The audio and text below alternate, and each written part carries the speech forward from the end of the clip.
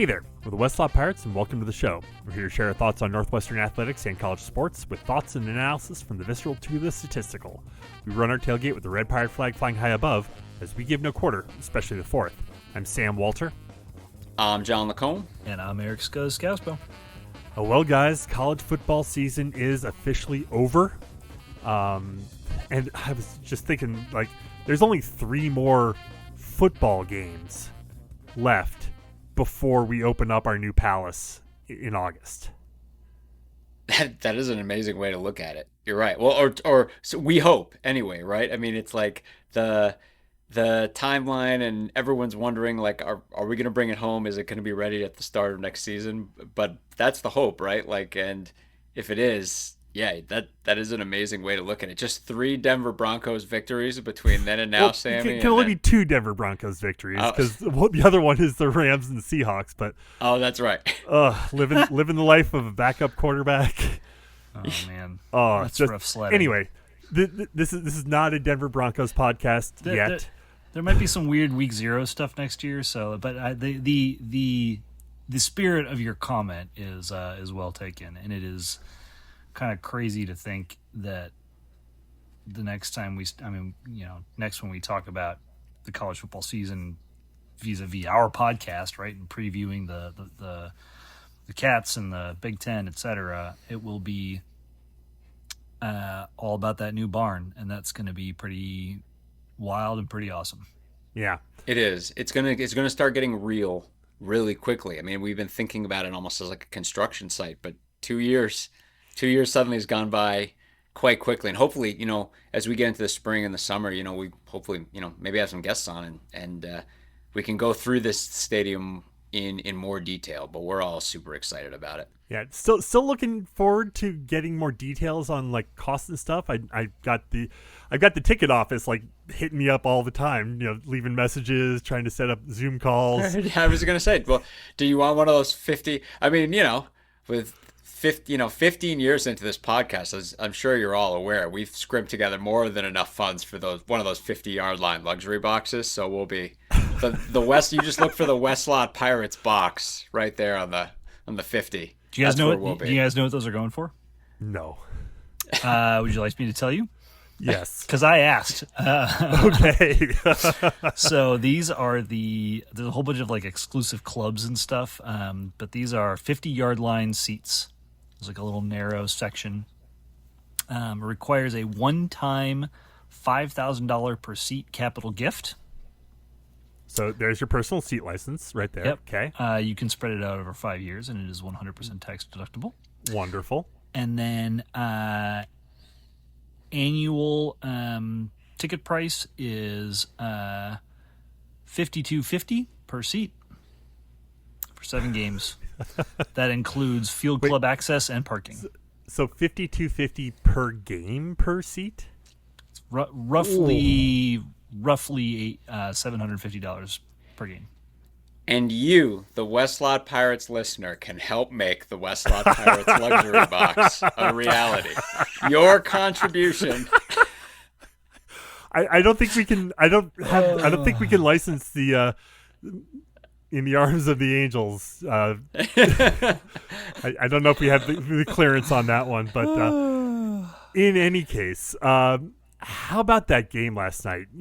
Indiana knocking off Miami. I mean, we skipped last week after Indiana absolutely curb stomped Oregon to make it to the national championship game.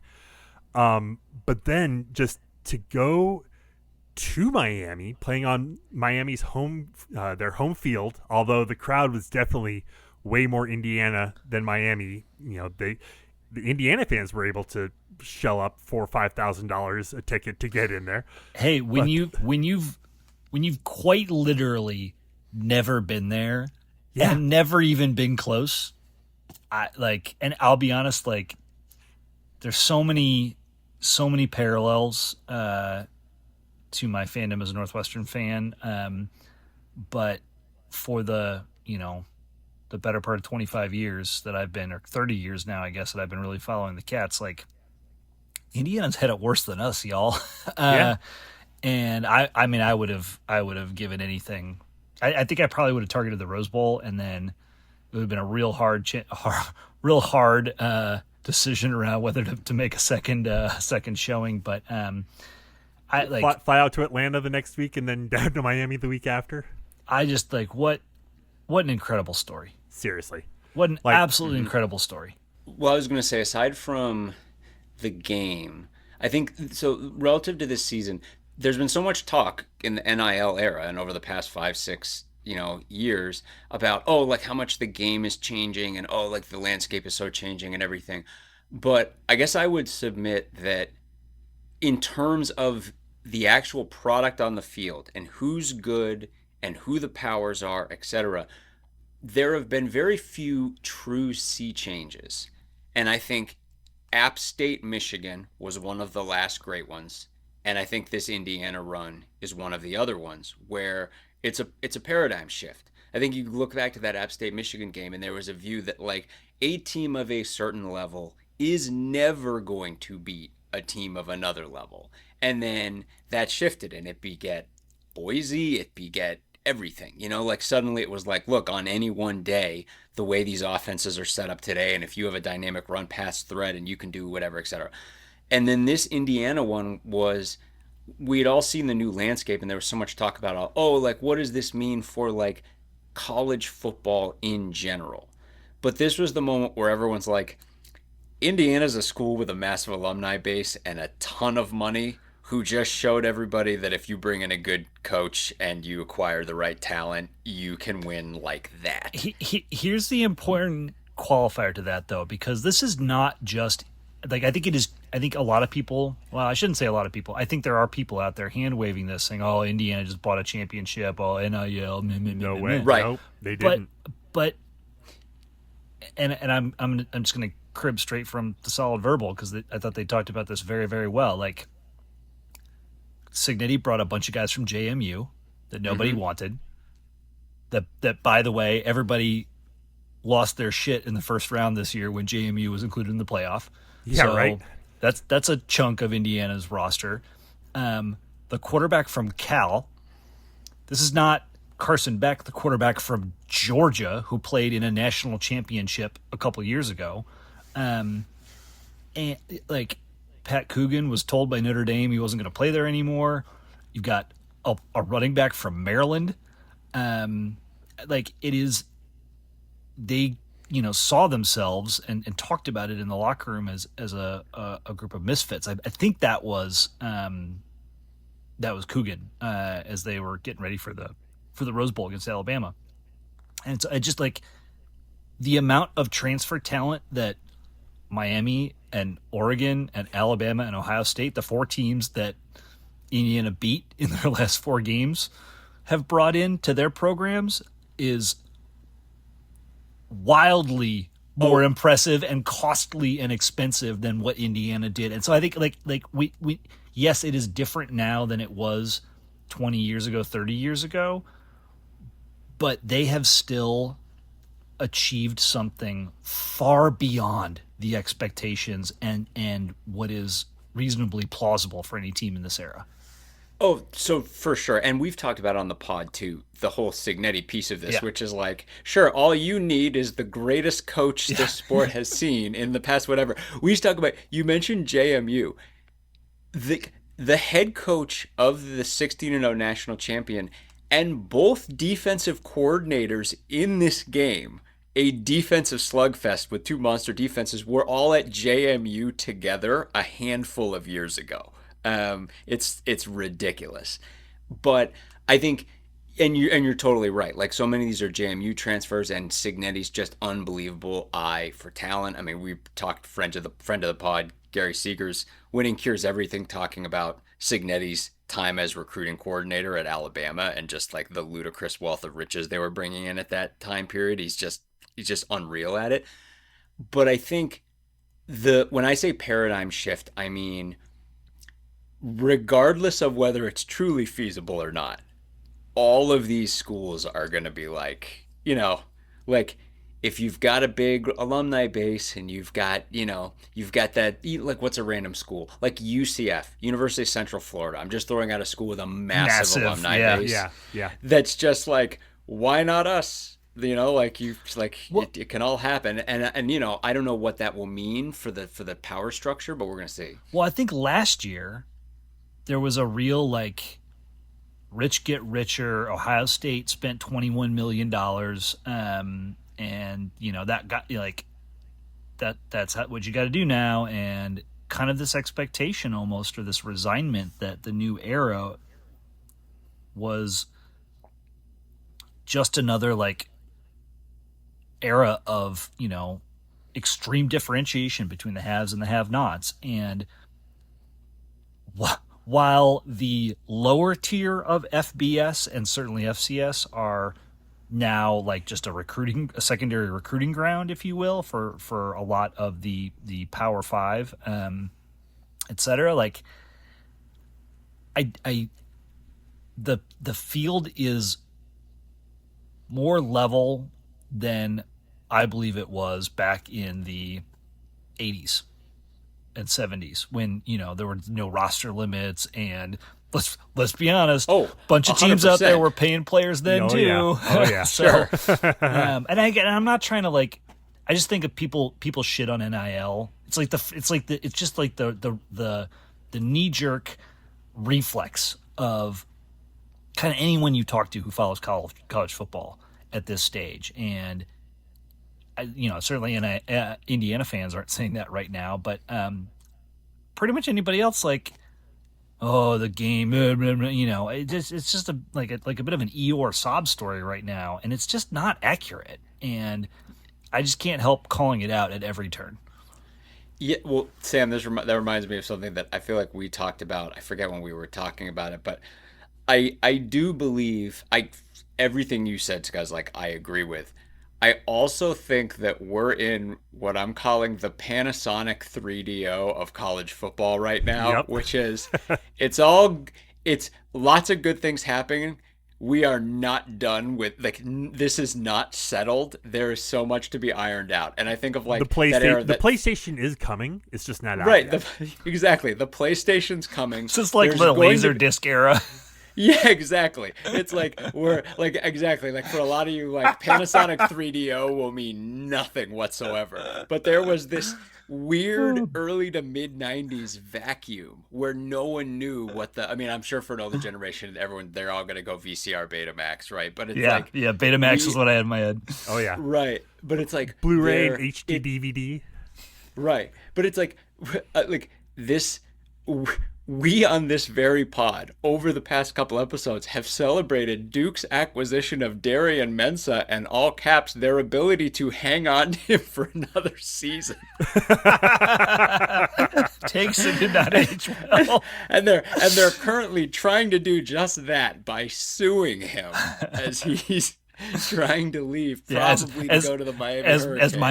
as Miami is offering him like $1 trillion. Yes. Yeah. I mean, like this is all gonna have to get ironed out. I mean, we are in the state of flux right now, and it's these things are gonna have to get legislated. It's all gonna have to get figured out. But it's an exciting era that is just unsettled. Like we're in the middle of it right now, and we're not on the other side. I'm going to And one hazard a thing- guess that Panasonic 3DO is a term that has not come up on any podcast ever recorded. We're breaking new ground here tonight. That's right. That's right. See, another thing that I think this Indiana run can show is that it could this could happen to anyone. Like Right. I think there's a sense of anyone could do this. Like That- you have that's the thing, it's the everything needs to sense. line up. Like you do need like the right coach, the right mix of players, the right schedule. Like everything needs to fall into place. But I think Indiana has shown that if you can get all those pieces together, there's no reason why someone else couldn't make a similar run. Yeah. Well, and you got to also layer in like injury luck. Oh yeah.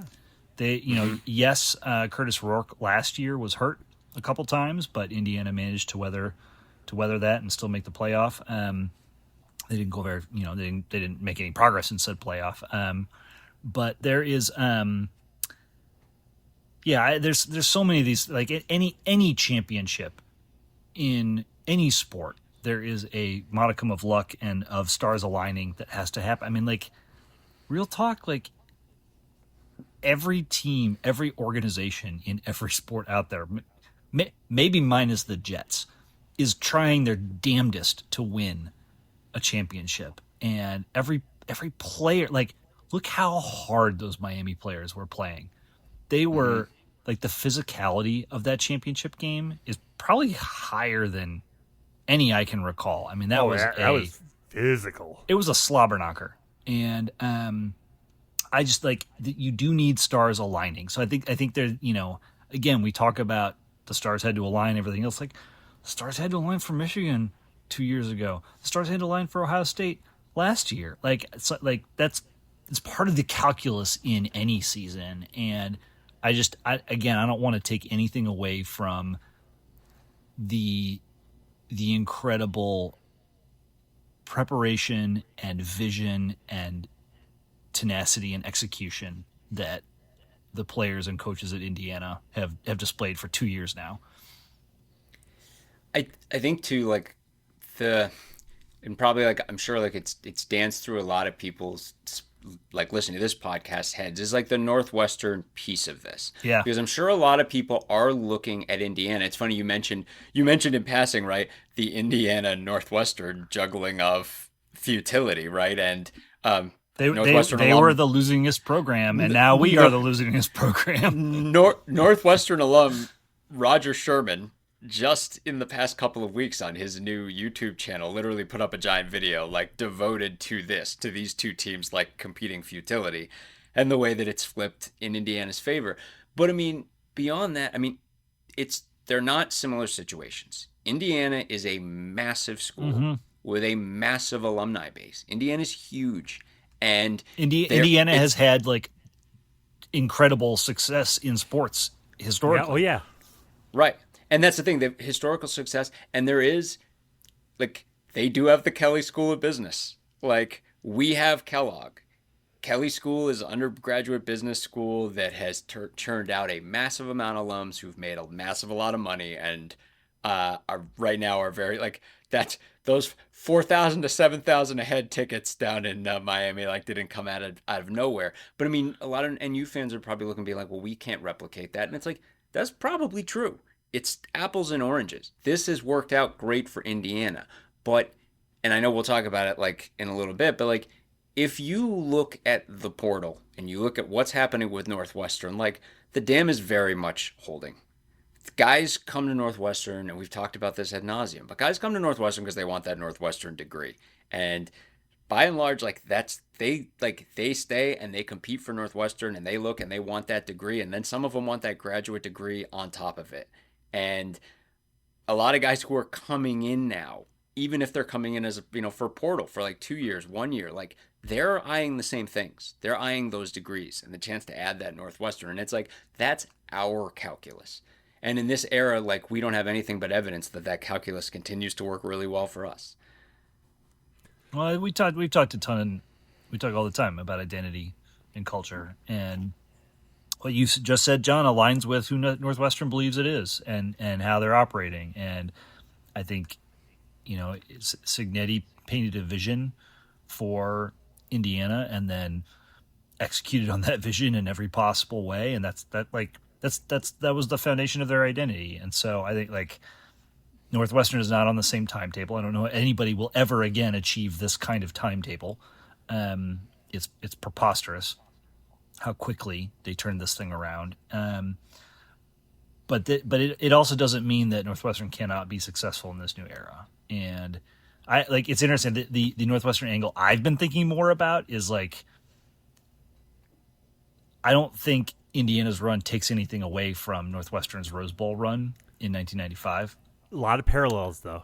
But a lot of parallels, and, like, the one thing it probably takes away is this is probably the greatest sports movie or college football movie story now. Just given the stakes, given the actual outcomes, right? Like, Northwestern did not beat USC,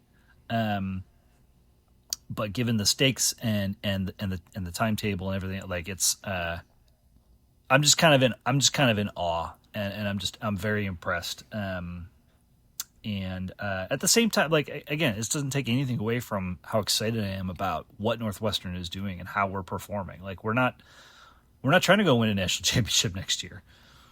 I mean, we're trying to if we I'd take it, nice. but, I mean, but the point, like, we're trying to lay a foundation in our own on our own timeline, in our own fashion, and that's I'm well behind that and well excited for it. yeah, absolutely. I think too, like, related to what we're about to talk about with the portal too. It's like I think we're all like this current mentality of like, you don't have to choose between different pieces. Like, you don't have to be like, well, you can either have Chip Kelly as your OC or you can be an academically rigorous program. And it's like, you could just do both. How about that?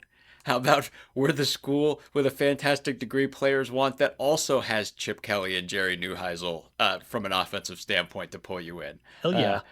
Why not both? I want to talk about the game briefly. I mean, just, the way Indiana was able to, like, they shut down Miami in the first half, like, completely. And, they held the ball. They didn't turn it over. I mean, there was the only one turnover the whole game. I mean, so both teams were playing really clean up until, like, the last play. But, just Indiana just felt like, as they were able to sustain a bunch of drives and really kind of control the line of scrimmage somewhat, it seemed like there it was. And then, of course, like, what everyone's going to talk about forever is that fourth down Fernando Mendoza touchdown run. Before we get there, like, I don't think Indiana controlled the line of scrimmage at all. They controlled it running the ball. Yeah, I they mean, were shredded throwing the ball. But yeah, here's absolutely, absolutely. I to me, this game was such an incredible demonstration of coaches making adjustments. And you saw Miami's defensive adjustment right out of the half, rolling up their defensive backs, taking away the RPO game, baiting Mendoza. He almost threw a pick six where he thought he had a cushion on his receiver on the outside, and he did not. It was the corner was looking for exactly the RPO play that he ended up throwing. You had Miami, like, coming full force with their offensive with their defensive line, and then Indiana having to adjust and figure out, like, all right, we have to go lightning fast. We have to just, like, get the ball out as fast as humanly possible. We do not have time to do half the stuff that we like to do downfield, etc. I thought, like, the two plays that just really stood out to me in terms of play calls, there was like a third and I've never seen so many third and longs converted in a game. I know. Either. How crazy was that? But and, like, there was Indiana's good at that, is what they were saying. But there was a 3rd and 8 where Indiana just looked like they couldn't do anything, and they ran or maybe it was longer. It might have been a 3rd and 12. I don't know, but it was where they ran a draw play to Black, and he just burst forward. And there were a couple of moments like that. There was a sprint out play that and the whole time in the back of my head, I had the Lee Corso voiceover from 2022 NCAA college football, like, the best way to is the screens and draws. Screens and draws. Yeah, exactly. I thought it was such a great game to watch from that perspective, and then to hear Cignetti in the post game, just cards on the table, like, yeah, we saw this coverage, and so we put in this thing, and Fernando he broke a tackle or two, but I felt like the cerebral part of football, the preparation, the planning, and then the in-game adjustments was on display so massively, while also it was incredibly physical.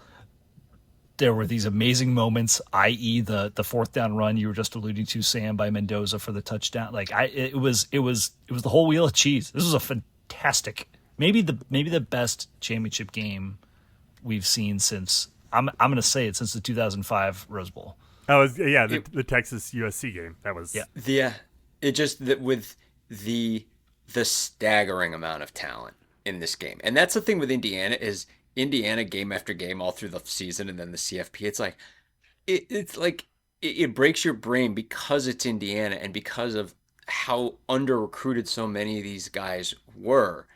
And then you just kind of have to divorce yourself from all of it. Like Charlie Becker, that guy's just manhandling people. And it's not just in this game, like all season long. Just a big bodied receiver who catches everything and can't be stopped. And they A have holdover from the Tom Allen era, apparently, right as well, which is One wild. of very, very few. Yes. and they have three.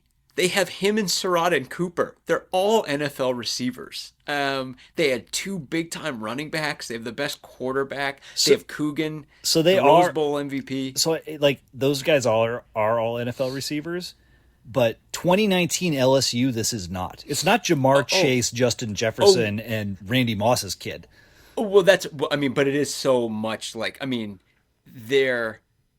there is just so much talent. Like that's the thing. Like I was just blown away by, and Miami, like their defensive line, like Baines, my Lord God. Almighty. Just a couple of these guys that are amazing. But like it's funny you mentioned the Rose Bowl though, and I agree that it's like such an awesome matchup.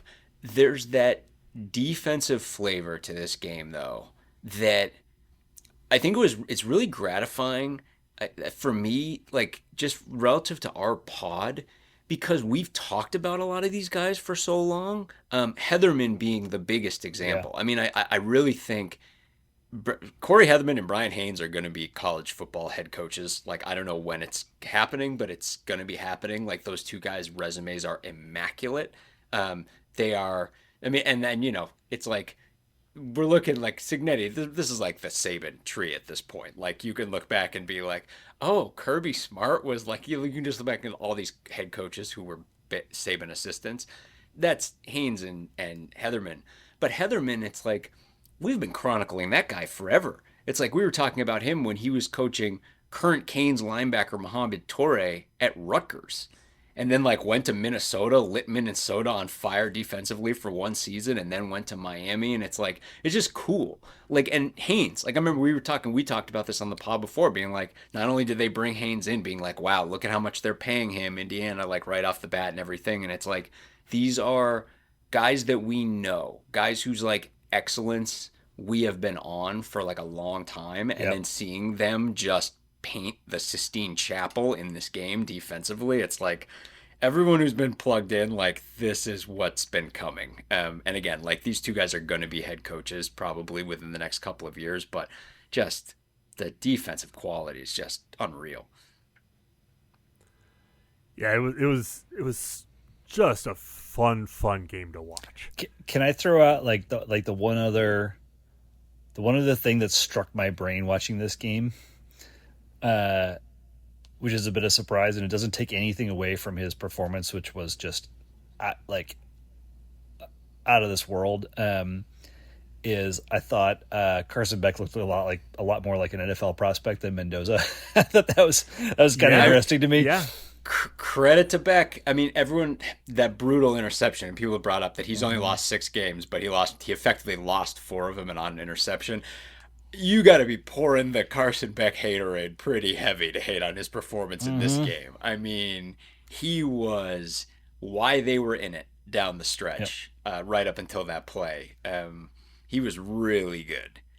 And it felt really good, and it felt really huge too. Like we were all, when the question was Miami going to get that stop at the end, and you have Beck on the sideline, like sitting there, like, kind of like biting his nails, sweating just it in out. anguish. And you're just like, oh man, like let this guy get a chance to go back and try to do it. And then Ray Lewis is giving him the pep talk, like on the sideline and everything. And it's just like, this is just great. And then he was really good right up until he threw that pass. It happens, but I'm with you. His stock, let's put it this way, with absolutely no one wanting to get that jet spot at the number 2 pick of the draft. Like, why not Carson Beck? It's anyone's who wants it. Oh man. If you or a loved one is seriously injured by someone else's negligence, hire Kent Simpson of the Simpson Law Group. After over a decade prosecuting murder cases in Chicago, Simpson opened his own firm focused on wrongful death and personal injury cases. He specializes in car, truck, motorcycle, boat, and other transportation accidents, as well as construction accidents, medical negligence, slip and falls, product liability, and more. Millions recovered for clients. No fee unless he wins. The Simpson Law Group. Compassion, empathy, and vigorous advocacy. Go to simpsonlawgroup.com or call 312-332-2107 for a free consultation. And go Cats. Yeah, so what do you make of Mendoza as a NFL prospect? I was, I'm wondering a bit. Not to take anything away, because he was an incredible college quarterback. He was awesome at Cal. Obviously he won the Heisman here. He won the national championship with Indiana, but those guys don't all necessarily, you don't see that maybe making the leap to the NFL. My comment was much more about Carson Beck than it was about Mendoza. I'm really just trying to justify, like, I'm hoping that, because he's going to the Raiders, that, it hurts my soul. Well, maybe they take Beck. Maybe something else. Crazier things have happened. The Raiders, the Davis family has done crazier things. Yeah, Mitch Trubisky went. What was he, number 1 overall, or was he number 2? Number two. Bears Trey Lance from 3 went to 2. Yeah, Trey Lance went 3rd. Like NFL teams make crazy, stupid decisions. So who knows? But I thought the Raiders did draft Jamarcus Russell with the number 1 pick. Mm-hmm. I thought Mendoza was phenomenal. Of course, the storyline about how physically beat up he was and did not let any of it show for one iota. I kind of loved, as they interviewed him post game, that he did his typical rah rah thing, and then,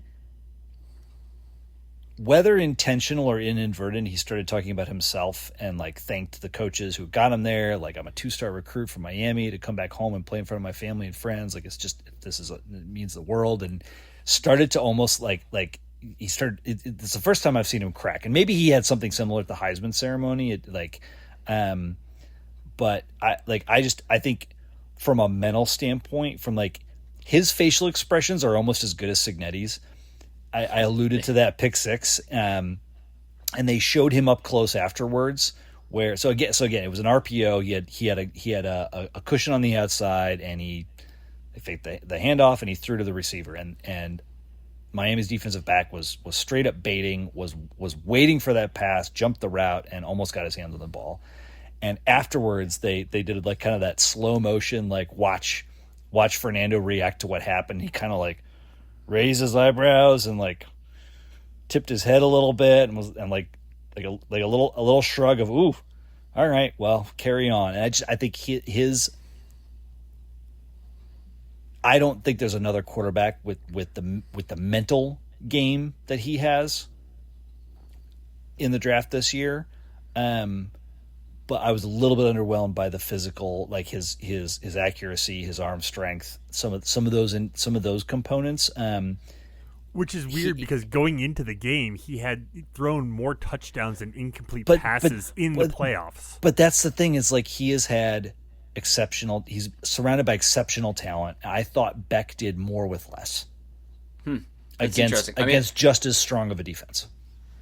Well, it will be fascinating to see. It's funny because Mendoza he's a prototype pocket passer. He can run, but you saw against Miami, the guy's not getting away if your pass rush is crazy strange. It's funny though, because he's an amazing athlete sired by athletes. Both of his parents were pretty big time college athletes. His dad was a national champion rower, and he's a house. He's an enormous guy. It's funny because it's undercut. I was laughing and being Fernando Mendoza seems so much like someone that any of you listening knew at Northwestern. And I don't mean a Northwestern athlete. I just mean a guy in your hall at Northwestern. He throws off Northwestern vibes, he does. So heavily. Just the guy. I saw someone being he looks like someone who makes his dinosaur cookies fight before he eats them, and I'm yep, we all knew a guy like that at Northwestern. As you were talking, like an image came to mind. And Sam, I don't know if you knew this guy, but like major Jamie Schroeder vibes. So Jamie Oh was yeah, yeah. he was in marching band with us, and then his like Jamie was 6'8". He played tuba, sousaphone, and his winter of his freshman year was walking through the center of campus and happened to what they were doing a recruitment for the crew team, and the crew team was like, "Hey, like, do you want to come do this? You'd be really good." And he was like, "All right." So he started doing it. Fast forward a year and a half, dude transfers to Stanford and then goes to 3 Olympics on the U.S. Olympic rowing team, because most 6'8" dudes who are Right. physically gifted and athletic don't do crew, and the amount of leverage that dude can generate in a boat is crazy. Um, It was funny that with that guy also could have been a doctor. I mean, like the Mendoza energy is right. it brings me back. I think, I mean, again, like taking you back to like where you started, like I mean, I think he's number one with a bullet. I think the Raiders, they have to take him, and I think I just think he has a live arm. I like the way the ball comes out. Um, but yeah, I mean, we'll see. I mean, again, he's going to a crappy football team, and Yeah. this is the way it goes. We're gonna see. Well, Hopefully, he can overcome it. well, and I mean, he's experienced what culture change looks like, and what Hmm. you know, and what exceptional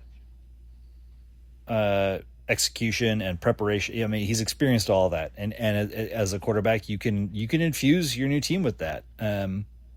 So it's I think both these QBs are going to be pretty successful. But I was again, it is not a knock on Mendoza. I was just very impressed with Beck. Sure. No, absolutely. I definitely agree with that. But I also have to say, like, John, you brought up the running thing. Let's just note that, like, the final four QBs in the NFL playoffs right now are Matt Stafford, Drake May, Sam Darnold, and I mean, like, I'll Yeah. say Bo You Nix, can even say though Jarrett Stidham. You can say well, Nix is hurt. Nix is the one that actually runs with some regularity, but I think I don't know. To me, the dual threat era in the NFL is over. It's so much more about your processing in your brain than anything else, and that's where Mendoza does excel. I mean, you guys, you mentioned earlier, like, Signetti talking about the strategy of the game. And just to talk about Signetti here for a sec, like, absolutely loved his candor with that. I'm Like, I'm in love with this dude. like, oh my god, like, no one gives that kind of answer. No one says, "Oh yeah, we're looking at this, and they brought out this formation, and we knew they were going to find that formation, so we figured, oh, what the hell? Let's just go for it." And, we got the play call. Like, that is so refreshing to hear, and I loved it. It's awesome. I just I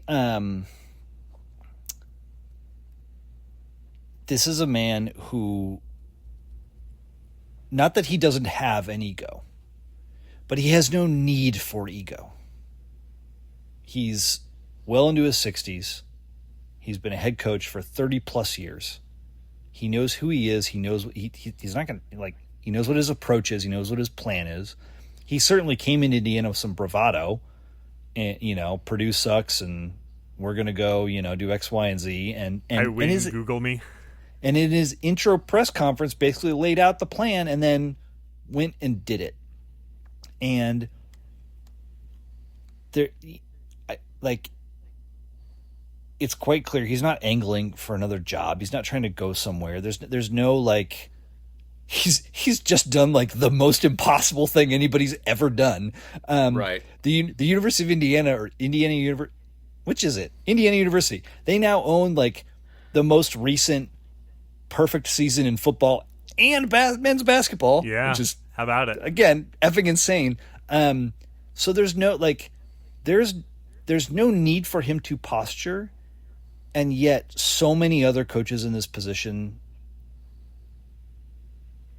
posture, and it's like the person he probably reminds you the most of is Saban, except he's not a robot. He's this dude who's been coaching forever, and he just wants to go into his office and have a beer. and I find him relatable, I guess, in a weird way, and very very and not self-aggrandizing, but like, again, he has so much reason to be egotistical You know and what, arrogant, Scuzz? and he has no interest in doing it. He's the anti-Dabo. Well, you said it, not me, but I was thinking very much about attributes of Dabo that I hate, but No, he's like the reverse. yeah, he totally is, and it's all about it. In his, he did not shy away from giving credit to the coaches. He also did not shy away from giving credit to the players, but it was baked in. Well, here's how we prepared. Here's what we were thinking. It wasn't baked in. It was us against the world, daggum. Like, we just came out and we knew we could do it. We did it. Ah. God damn it, Dabo. And now I'm all sorry. It's okay. I poked the bear. I hate Dabo so much. God, it's the worst. Saban in his, once he kind of like changed and accepted that he needed to, empower his assistants on offense, et cetera, to do the thing. And like, he would not react in a game to a blocked punt touchdown in the same way that Cignetti doesn't react. Like, there's some similarities, and it makes sense that Cignetti coached for Saban, but there's a transparency and openness to Cignetti that just really, really resonates for me. Finally, before we move on, shout out to Miami. Like, this was the team that everyone was up in arms that got in. This was like the Notre Not Dame me. versus no, but like, not all of us, but obviously, but like, this was the Notre Dame v Miami. That was like, who's going to be the last one in. Probably should have been both and not Alabama, but we've had that conversation. Yes. Like, we've already had that conversation, and we will continue to have that conversation. I mean, the way that Alabama got absolutely curb stomped in the Rose Bowl was the team. That's awesome. the team that shouldn't have been there. But shouts to them. I mean, they lost a couple bad games in the middle of the year, which knocked them out of the ACC championship game. Duke went instead of them. It's just like, but the way they got into the playoff, they went to Texas A&M and won. They beat Ohio State, which was a shocker, and then beating Ole Miss, sure, okay. I mean, that was a fun game, but shouts to them. I mean, that was a great run by them. The little engine that could, the Miami Hurricanes, that Cinderella story. It's so funny, too, because they haven't been great in a little while. But it's like, all of us of our certain age, it's like, it's funny, like, people talking about, like, I saw, like, people taking, some people from, like, our college huddle network, Ohio State people, taking shots at the Hurricanes. And I'm like, you guys got a lucky national title against this team that when because of a pass interference call that shouldn't have been called. I mean, like, at the time that play happened, Miami was just massacring everyone every year. Like, that's the Miami team that I still have in my head, of just this like late 90s, early 2000s just boot that just stepped on everybody else. I mean, and like the way they had Ray Lewis and Michael Irvin just on the camera all the time, they wouldn't let you forget that. Right. And and a million other people too. It was like just everyone on the sidelines. Right. I mean, you're right. I mean, it's an amazing run, and it's, the playoff really needs a low seed. Well, they don't need it, but it would be nice to see like a low seed who's also a true Cinderella, like, make a run. But having a 10 seed make it all the way is only going to pour more fuel on the fire of, expanding the playoff and everything like that. I'm also super impressed that Marcus Freeman was able to be, in the studio show, given his grief at Notre Dame not being able to make it in. Just such a hard time. They, such strength. They had to take a moment to not play in that Pop-Tart Bowl. It was just just true darkness, and he overcame. It's just a yeah. That's the real underdog story right there. Such strength. So yeah, I when you were joking about little engine that could, I like, to me this Miami team is very reminiscent of those Giants teams from the mid to late aughts that won 2 Super Bowls. The Like, Eli Manning. yeah, Giants. basically won 2 Super Bowls on the strength of their defensive line. Yeah. right. Strahan and Jason Pierre-Paul, Pierre-Paul and all those guys. And I like, this team figured out who they were, and they spammed the like, just kill them with your D line. That's how they won the A&M game. That's how they won the Ohio State game. That's how they almost won this game. And it is funny that seeding wise, Miami was the quote unquote Cinderella, and Indiana was the number 1 overall seed. When there's so much behind that, but I don't know. That's kind of what makes college football fun. So, I'm gonna deviate and just tell a story about my kids real quick. So I think my kids love to ask the same question over and over again, which is probably common amongst people with definitely. young children. The number of times I've had to answer the question, "Who did Miami lose to this year? Were they good?" I think I've had to answer that about 8 times during the playoff time. The other thing that's funny, so my kids, because my kids are Notre Dame fans, they also like to cheer for Northwestern, but it's a losing battle. I'm up against cousins and aunts and uncles and grandparents. There's only so much I can do, but they really hate Ohio State, which I'm very proud of for a number of reasons, but in large part because of what happened last year in the college football championship.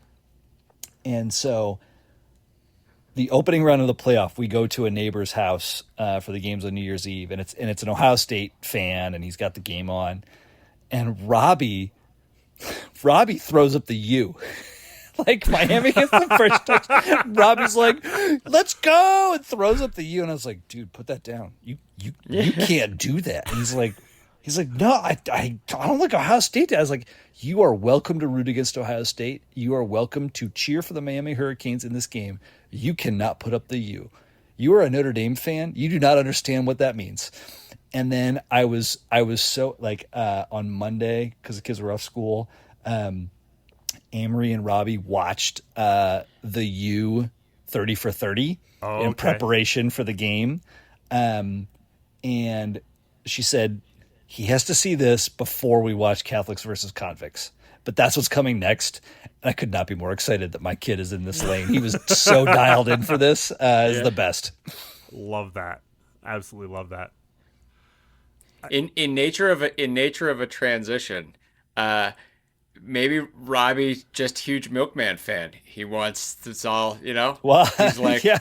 he's like, I'll follow him anywhere. Miami, let's go. Yeah, he loves watching football, but if Northwestern could ever put together a D1 hockey team, we'd have a real fan for life. Put the coils at Welsh Ryan. I know. It's too late. It's too late. I know. That ship has sailed. But United Center, though. Yeah. So we skipped last week. There's not a ton of new news on the transfer front. The portal is closed, so we're not getting anyone else entering the portal. Which means notably, like, Hyman, staying. Right. The only defensive line player we lost was Saka. I believe our linebacker core is intact. Braden Bruss, yep. All of our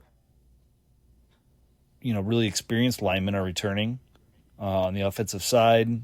Wideouts. Wildy was somebody that we thought might explore things because he's got additional eligibility, and so I think that's worth noting. It's exciting. Yeah, I mean, the day after we recorded, we find out Nick Herzog was entering the portal.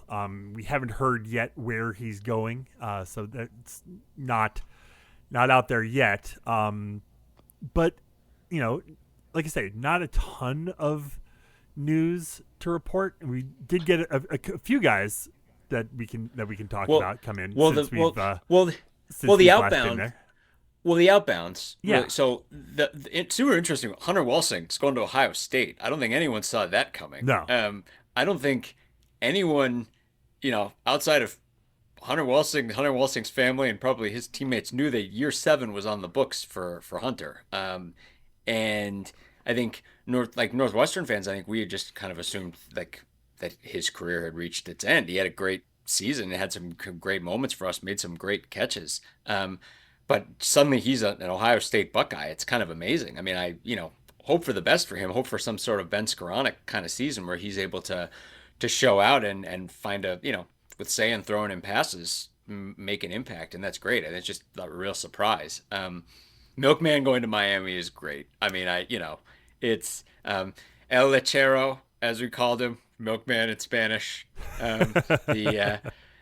He's down in Miami now. I think they may have even brought in another kicker too. I could be wrong about that, but watching Miami kickers in the national championship and know that he's going there. I mean, all the best for him. Obviously, like Northwestern Nation loves that guy. Would love to see him kicking big moments for the Canes next year. And then Evan Smith going to Duke, which is another interesting one, especially given all the shared history and everything that's going on with Duke right now. Very interesting. But yeah, those are the outbound players. And then we'll wait and see what happens with Nick Herzog and where he ends up. Yeah. So I mean that's Sam, I think you're underplaying it a little bit. I think there is some pretty big news on the incoming front. For sure. Yeah. Where should we start? Well, let's start with the headliner. I mean, it's the most recent one, but it's the biggest one. It's Gavin Sawchuk coming in from Florida State. It's a big time running back, and Florida State and Oklahoma. Florida State and Oklahoma, and so like on one hand, like he was a big time recruit. I mean, Sam, you were talking #1 running back in the state of Colorado coming out, 4-star recruit. Goes to Oklahoma and has a really almost like it's funny because we have like Deshaun Reeder going out the door, going to UConn. That's another one that we should have mentioned is Reeder going to UConn. But he almost kind of had Sawchuk almost kind of had the Oklahoma scaled version of the kind of start that Reeder had at Northwestern. In fact, maybe even a little bit bigger of a start. So you're talking a really big time program with a really big time explosive offense.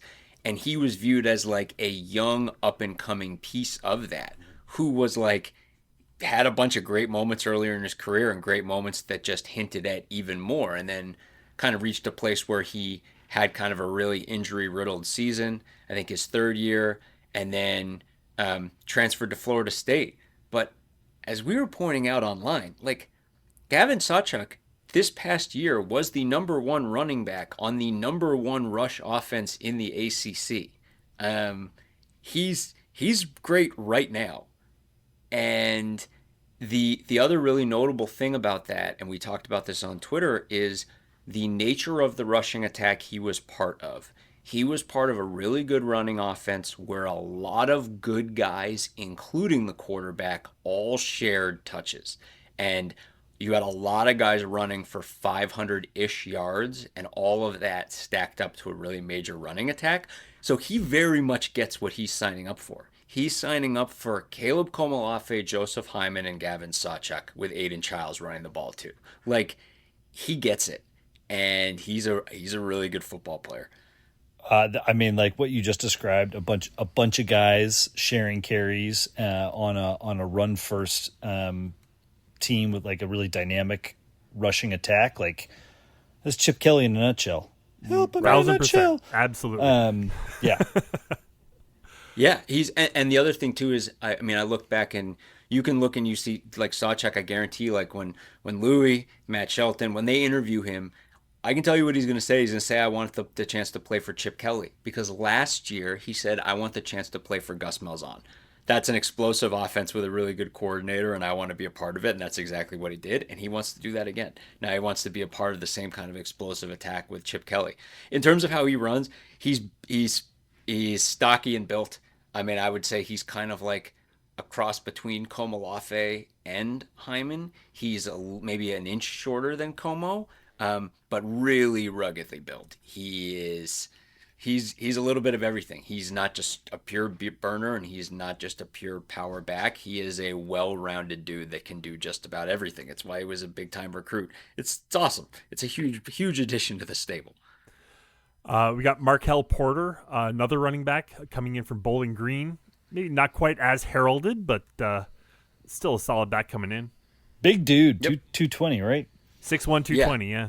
Mm-hmm. And he's a sophomore, so he's got some got a few more years.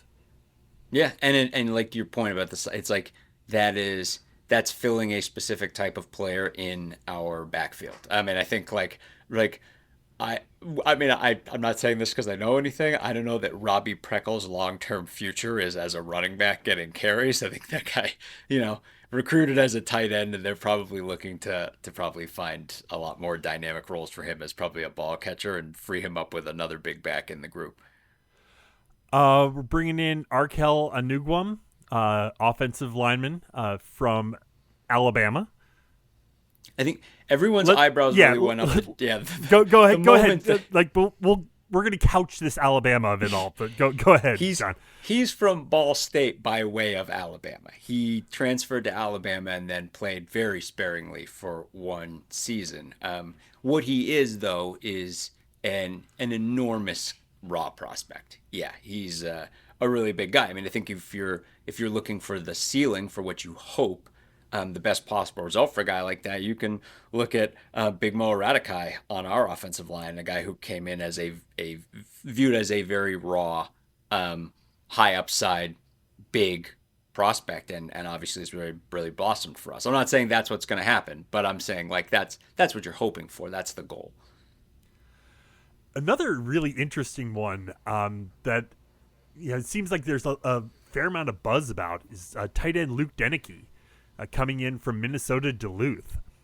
6'3", 240 tight end. He's got some really interesting tape. John, you looked at a little bit of his tape. This could be the guy that we're all talking about a year from now. That's like, why would we be talking about any like Luke Denicky? Why didn't we devote like an hour to him? It's just he's a Division II All-American, but he is he's a ball catching tight end. I think he's like something like 6'3", 240, so he's not an enormous tight end. But we think of the Northwestern, the H-back era, right? Where we had a guy like Danny Vitale at whatever he was, 6'2", whatever, just making all kinds of plays from day one from a receiving standpoint. And Denicky's numbers are D2 numbers, but they are big time numbers. And the tape, man, like this guy can move. He is a mobile pass catching tight end that you're looking, you're like, put him in a Chip Kelly system. Like, let's see, put him in space. This guy can get after it. He moves from the shores of Lake Superior to the shores of Lake Michigan. This dude is no stranger to the elements. Yeah, right. You mentioned his size, 6'3", 240. Hunter Welsing, 6'4", 220. So, I mean, similar. Right. Similar true. size, similar build. True. Monte Pate, a cornerback coming over from Weber State. Okay. No relation to Jalen? Nope. Yeah, no, we checked, right? That was like the first question. Everyone was like, is he related to Jalen Pate? No. But it's funny, yeah, from Weber State, so another guy moving up, in this case from the FCS level. It's funny, like, Denicky and Pate transferred in at almost the exact same time. I don't know if it was the same date, but it was pretty similar. And in each of the photos that were posted, they were each in a stadium where, like, in the background, out the back end zone, you could just see empty space, like, in the distance. And I'm like, you're both about to very much move up in stadium quality from where you've been to where you're about to be. It's going to be quite the change. Grant Segrin coming over from Oklahoma State, 6'6", 305 offensive lineman. This one, I almost wonder, I feel like we didn't mention him last time, and I feel like somehow we had I mean, we were looking at last week's rundown going through this week. I still can't believe how many things we had to cover the last time we potted. I mean, he committed the day our last pod dropped, so the day after we Okay, recorded so last. so we must have just missed him. He was. This is crazy to say, but it's not too hyperbolic because Oklahoma State was a very bad football team. He was about arguably Oklahoma State's fourth best player. Um, if you look at the all conference level players and the guys who had X amount, they had one offensive lineman graded higher than him. I think they had a punter who was good and like one other guy. And then Seagren. He was viewed as one of their best offensive linemen. He was Pro Football Focus's team of the week, one week this season. He's viewed as a very dependable offensive tackle. And I think the view is like when Oklahoma State did not have too much going right, they had him. It's it's a big get. He comes in and he's a guy who's projected to start right now. Now he's not the only one. There are other people coming in, but like you can look at like a Deuce McGuire and a Grant Seagren and like it's amazing how quickly things start to piece together. And you're like, oh, okay, if McGuire's a tackle, if Seagren's a tackle, if Mo is left guard, like again, the pieces start to fall into place pretty quickly for what this O line's going to be. Yeah, I feel like center is still a little bit of a question mark. I'm not sure who they have in the pipeline there. But I like when you start to extend out, not just the guys we talked about tonight, but the we got in before. So what? 3 offensive linemen, all pretty well regarded. You've got the 2 running backs. You've got the linebacker, the 2 tight ends, the linebacker from Oklahoma, Right. and Child. So between Sawchuk, I'm blanking on the linebacker. McKenzie. McKenzie, yeah. That was a big get too. Between Sawchuk, McKenzie, and Childs, you're basically bringing in 3 4-star dudes, and a couple potential starters and maybe a couple potential depth guys on the offensive line. A lot of depth for the running back room. Replenishing tight end. Maybe not getting in as much in the secondary as we're losing. But this is a really effective portal class, And it's not done too. I mean, let's Yeah, not forget, truth. like the portal's closed for guys going in, but anyone who's in the portal is able to come out. So there's still, I think, a lot of guys who are sort of in limbo right now, and it's tough to see like how many people went into the portal and now have nowhere to go. Yeah. That's kind of the one of the downsides of the whole portal life. Sam, as you say every year, the portal taketh and the portal giveth. Yeah.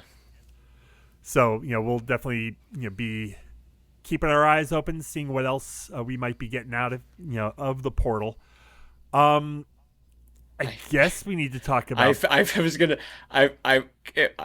We mentioned this like earlier this week, but we all watch F1 Drive to Survive, and there's the one episode in the season 3 when it was like, we need to talk about Ferrari, we need to talk about Northwestern basketball. Yeah, Stings the nostrils. Yeah, I mean, lost 5 in a row now. And A lot of close lot ones, of close ones. or Had the games lead where you late, had a they kinda lead. gave Yeah. away. it's funny. Like, I mean, people have talked about this. I don't know if we're still down there, although I don't know why we would have moved. But that luck stat that we were last out of 365 teams or however many it is in the luck stat. But the luck stat is it's luck in name only. Effectively, what it means is when the chips were down at the end of close games, what did you do?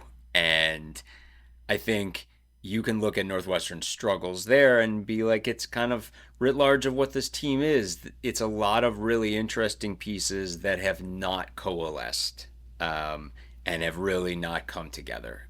And this is a team that has the nation's leading scorer, a guy who should be first team All Big Ten, and a lot of really interesting pieces, guys who are clearly really talented, like Arrington Page, or Jaden Reed, and a lot of exciting young guys, and just this massive array of guys who play, who don't play, and it just hasn't coalesced. Like Yeah. the team is not the sum of the parts. It's not there right now. We're not good enough shooting from three. We're not Yeah. good enough on the defensive end of the floor. We lack the size to stack up on the glass with other teams, and like one of these things can be a problem, but when three of them are a problem, it really undercuts your ability to win games in a tough conference like the Big Ten, and that's just a bummer of a reality. Yeah, it is, and it's funny. Like, I mean, obviously, you have a lot of people looking at this, as Northwestern fans do, like trying to diagnose it, trying to figure out the problem. And yeah, like the threes are a big part of it. It's funny because like you look and like this team has shooters.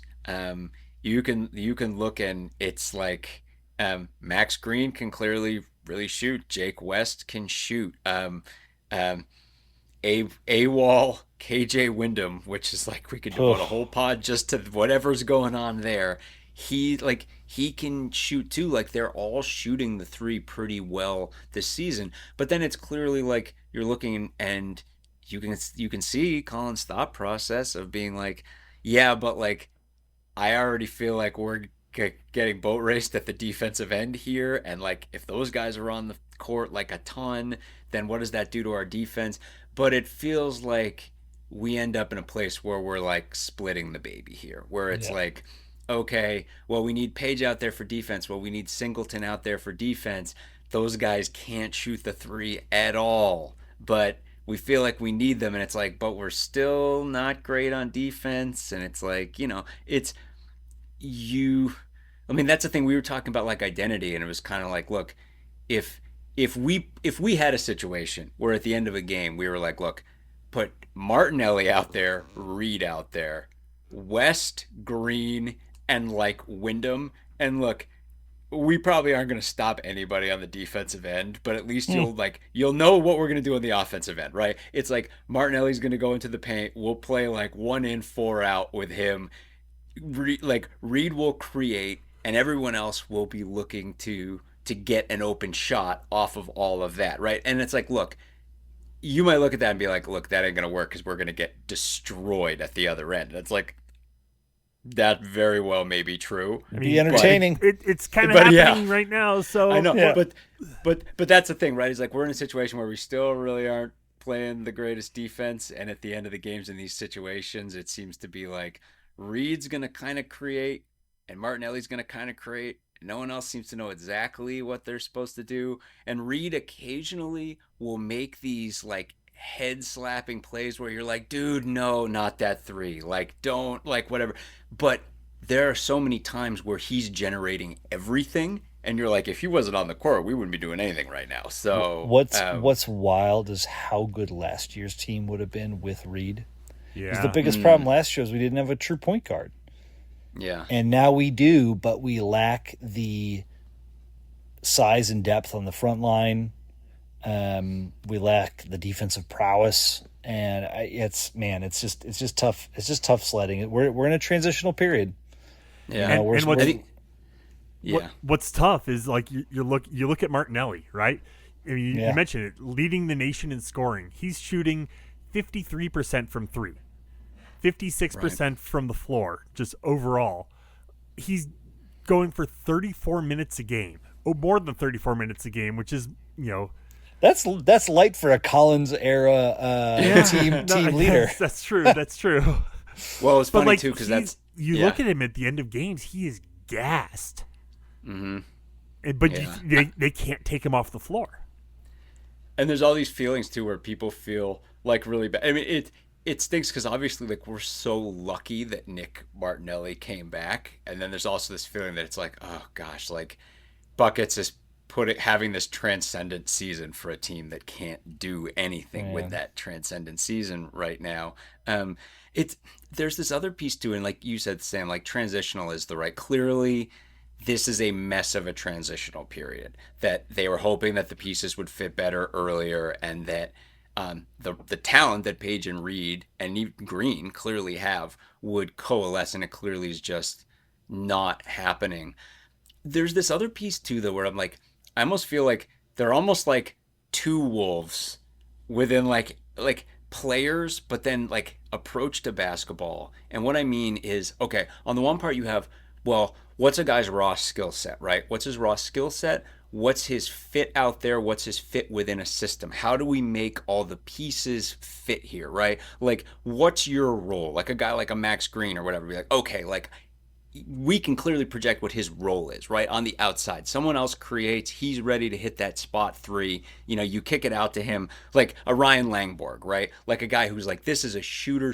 Like he's ready, right? Like when the moment's there, you're going to need a bucket, he'll knock it down, etc. And then the other wolf, and this I feel like this applies to coaching too. Like you have all the X's and O's and drawing up plays and figuring out roles or whatever. And then the other part is certain guys where your job is to spend the entire week telling that guy, you know, I heard they think you suck. I heard they think you're garbage. And you know what? I heard that number 15 said some stuff about your sister. I heard that too. And the kind of guys who are like, well, I'm just going to go tear someone's heart out then. And just like dogs, basically, right? And be like, okay, when in doubt, in crunch time, at the end of the game, the guys who are like, climb on my back. Obviously, Nicky Buckets is that kind of guy. Obviously, Reed wants to be that kind of guy too. I think the thing that grates at me so much is I've always really looked at KJ Wyndham as that kind of guy too. And the idea that he's getting 0 minutes for a team that so often looks like at the end of the game, we're like, well, if it ain't going to be Reed and it ain't going to be Martinelli, who's it going to be? Who wants to step up and be like, climb on my back? I'm getting us buckets right now. I ain't losing us this game. And again, I'm like, like the great mystery of KJ Wyndham, like we don't know what's going on here, but I'm just like, I just feel like he brings that energy that I would really love to be seeing out there, especially down the stretch in these games. Yeah, so they're out on the West Coast right now. They got a game tipping off with USC Wednesday night. Yeah, got a game kicking off Wednesday night, or is it Thursday morning? 10 p.m. Central tip. Scuzz, you staying up for the 11 o'clock tip off? No. Okay. I live in the worst time zone. The worst time zone. God damn it. I mean, again, though, like variations on a theme. Peacock games, 10 p.m. tip-off games. Ain't none of this helping. BTN Plus games, like the, on top of everything else, the inability to watch this team is not helping things. Or isn't it? Yeah. Well, good point. I mean, we kind of buried the lead. I mean, it's the worst start to a conference season since 2008. And that's not all on this team. It's coinciding with there being a lot of really good teams in our conference right now. Nebraska last game is a perfect example. That team's awesome. That's a historically good Nebraska team. Which breaks my brain. Yeah. It's just the wrong time to have teams like that and be catching them when we're clearly this unsettled. At USC on Wednesday night, at UCLA on Saturday before they come home to take on Penn State Thursday the 29th, 7 o'clock tip-off on Peacock. Just for you, John. Yay. Great. Can't wait to listen to Dave Ennett. Then Washington on January 31st, and then we get into February. Trip to Indiana, trip to Illinois, trip to Iowa, home for Michigan, so on and so forth. Oh, cool! We get to go back to Nebraska on Valentine's Day. Fun. Yeah. It doesn't get easier. One thing that we should mention as we're recording, we're like 2 weeks away from the start of lacrosse, softball, baseball's coming up here real soon. So, like the spring sports are coming. Maybe not tonight, but maybe next week we'll try to get a little bit more intel on lax, on softball, on baseball, so we can talk a little more intelligently about those three plus the rest of the spring lineup. But yeah, that's coming like in a couple weeks. I've been scoping out the softball schedule. They're going to be playing at a tournament in my veritable backyard at Northern Kentucky University. I'm pretty stoked for that. Spring sports. This is the time of championships, gentlemen. Yeah, I was gonna say, like, we're obviously so used to lacrosse and softball and just the dominance of those programs. Throw baseball in the mix this year. Mm-hmm. You'll all remember baseball had quite the plucky up and coming season last season, and Ryan Kucherek being an example, and of course Jack Lausch. This team's got guys who can rake, and it's like they are definitely a big, like, they're looking to build on last season. They were flirting with a winning record right up until the very end, and they're going to be looking to take the next step. And don't forget defending national champion women's golf. Oh, absolutely, yeah. That's right.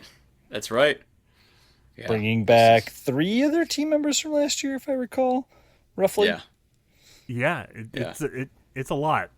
So bringing back like someone like Deanna Lee, who succeeded in about as high profile a moment as you can have in college golf. I can't even fathom the pressure of that moment that she. Right. I mean, it's like, what must that do to your ability as a competitor going forward? We are going to find out. We'll kind of get into more of that next week. Before we go for tonight, any last thoughts before we get out of here? This college football season I know the playoffs are only gonna get larger and expand even more, but I'm just like, man, that was a lot of college football. That sure was a lot of football.